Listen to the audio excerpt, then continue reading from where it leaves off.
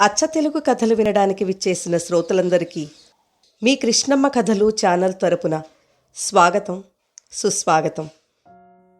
ఈ వీడియోలో మీరు వినబోతున్న కథ శ్రీ సత్యం శంకర మంచి గారి అమరావతి కథల నుండి ఖాళీ కుర్చీ. పిచ్చోడు. అతన్ని కొందరు పిచ్చి మహారాజు అంటారు, మరికొందరు పిచ్చి దేవుడు అంటారు. అతను ఎవ్వరితోనూ ఏమీ అనడు. విలాసంగా నవ్వుకుంటూ వీధి వెంట వెళ్ళిపోతుంటాడు. చెరిగిపోయిన చొక్కా మోకాళ్ళ కిందకి వేలాడుతుంటే ఓ కందిపుల్లకి పురికొస చెర్నాకోల్లా కట్టి ఆ చెర్నాకోల గాలిలో జళిపించుకుంటూ నడిచి వెళ్తాడు. పిల్లలు కనిపిస్తే పకపక నవ్వుతాడు. గాలి గోపురంలోని పావురాళ్ళు రెక్కలు టపటపలాడించుకుంటూ ఒక్కుమ్మడిగా ఆకాశంలోకి ఎగిరితే తను చప్పట్లు కొట్టి పొర్లి పొర్లి నవ్వుతాడు. అతని దేవురో తెలీదు, పేరేమిటో అంతకంటే తెలీదు. పిచ్చోడు లేచి వెళ్ళిపోయాడు. మరుక్షణంలో సుడిగాలి రేగింది. దుమ్ము దోగర ఉవ్వెత్తున లేచొచ్చి పునుగుల నిండా బగోనీలో నూనె నిండా పడి ఇంత దుమ్ము శేషమ్మ కళ్ళలో కొట్టి మరీ వెళ్ళింది. ఆ తర్వాత పిచ్చోడు సుబ్బయ్య మిఠాయి కొట్టు దగ్గరికెళ్ళి చెయ్యి చాపాడు. సుబ్బయ్య ఏ కళనున్నాడు. పూస మిఠాయి ముక్క తుంచి పిచ్చోడి చేతిలో వేశాడు. గంట తిరిగిందో లేదో చుట్టుపక్కల ఊళ్ళ నుంచి భజన సమాజాలు బళ్ళు కట్టుకుని దిగాయి. కొట్లో ఉన్న మిఠాయి అంతా అమ్మకమైపోయింది. అంత లాభం ఈ మధ్యకాలంలో సుబ్బయ్య కళ్ళ చూడలేదు. ఊరందరికీ తెలిసిపోయింది. పిచ్చోడి చెయ్యి గొప్పది, అతడు అడుగు పెడితే చాలు శుభం అని. ఆ రోజు నుంచి పిచ్చోడు చక్రవర్తి. ఏది కావాలన్నా ఎగిరి గంతేసిస్తారు. కానీ అతను అందరి దగ్గర తీసుకోడు. ఎవరి దగ్గరైనా తీసుకుంటే వాడికి అదృష్టం కలిసొచ్చినట్లే.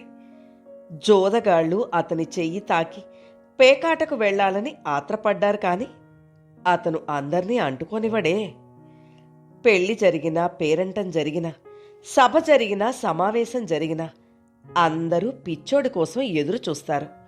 అతను వచ్చి నాలుగు మూలలా తిరిగి ఏ పండో ఫలమో తీసుకుని వెళ్ళిపోతే ఆ కార్యం నిర్విఘ్నంగా జరుగుతుంది.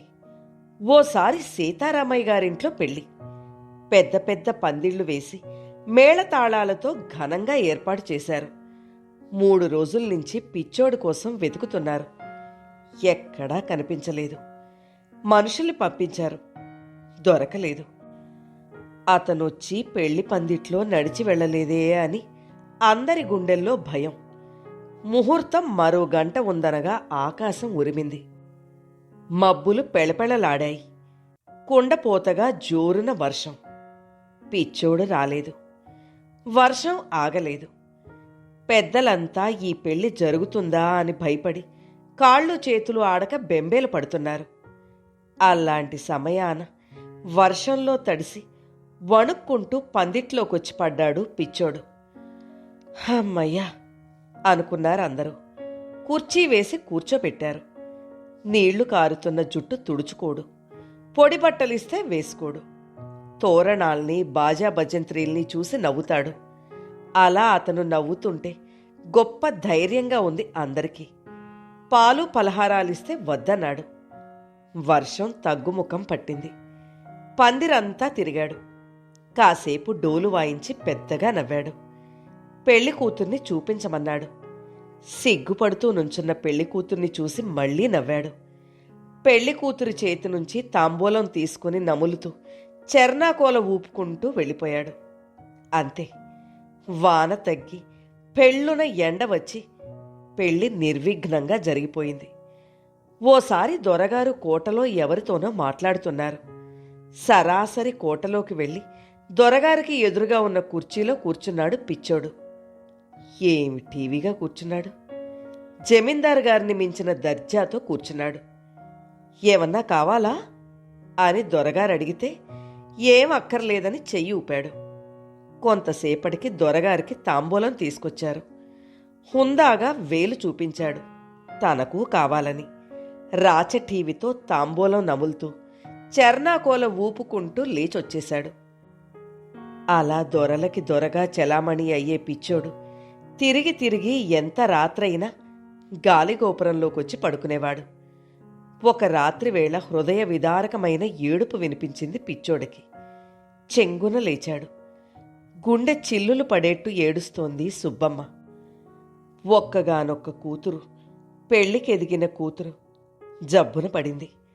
అందరూ ఆశలు వదులుకున్నారు. తల్లి ఆపుకోలేక గొల్లుమంటుంటే చీకటి చెదిరిపోతోంది. పిచ్చోడు చెర్నాకోల తీసుకుని పరుగు పరుగున సుబ్బమ్మ ఇంటికొచ్చాడు. సుబ్బమ్మ పిచ్చోడిని చూసి, నా అయ్య వచ్చావా? నా దేవుడు వచ్చావా? నీ చేత్తో నా బిడ్డని తాకయ్యా, నా బిడ్డని బతికించయ్యా అని పిచ్చోడి కాళ్ళు పట్టుకుంది. పిచ్చోడు మంచం మీద కూర్చున్నాడు. ఎప్పుడూ నవ్వుతూ ఉండే పిచ్చోడు ఆ రోజు ఏడ్చాడు. కన్నీళ్లు ధారలు ధారలుగా పిల్ల మీద పడ్డాయి. నుదురు నిమిరాడు, ఒళ్ళు నిమిరాడు. ఏడ్చి ఏడ్చి చెర్నాకోల అక్కడే వదిలేసి గోపురంలోకొచ్చి పడుకున్నాడు. అందరూ ఆశలొదులుకున్న సుబ్బమ్మ కూతురు కళ్ళు విప్పి చూసింది. మర్నాడు ఊరంతా వనసమారాధన ఏర్పాటు చేసుకున్నారు. సామాన్లన్నీ సర్ది తోపులోకి వెళ్ళాలి. పిచ్చోడు కనిపించలేదు. అతను ఎదురొచ్చి కనిపిస్తే తప్ప బయలుదేరడానికి వీల్లేదాయే. మనుషుల్ని పంపించారు వెదకమని. ఎక్కడా కనిపించలేదు. ఎవరో గాలిగోపురంలోంచి పెద్దగా కేకేశారు, పిచ్చోడు చచ్చిపోయాడని. ఊరంతా గొల్లుమంది. ఆడవాళ్లు పిల్లలతో సహా గోపురం దగ్గరకు పరిగెత్తుకొచ్చారు. భోరు భోరున ఏడ్చారు. ఊరంతా కన్నీళ్లు. పిల్లలేడ్చారు, పావురాలేడ్చాయి. పెద్దలంతా చేరి పిచ్చోడికి అంతిమయాత్ర ఏర్పాటు చేశారు. అన్ని వర్గాల వారు దేవుడి వాహనాన్ని మోసినట్టు మోశారు. కృష్ణ ఒడ్డున పిచ్చోడ్ని బూడిద చేశారు. వనసమారాధనకి తెచ్చుకున్న సంబారాలతో కృష్ణ ఒడ్డున వంట చేసి బేదలకు అన్నదానాలు చేశారు.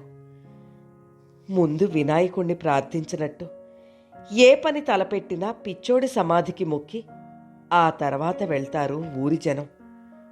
పెళ్ళైనా పేరంటమైనా సభైనా సమావేశమైనా పందిట్లో ఓ ఖాళీ కుర్చీ వేసి అక్కడ తాంబూలం పెడతారు. అది పిచ్చోడి కుర్చీ. కథ నచ్చితే లైక్ చేయండి. మీరు లైక్ చేయడం వల్ల మరింత మందికి ఈ కథలు చేరతాయి.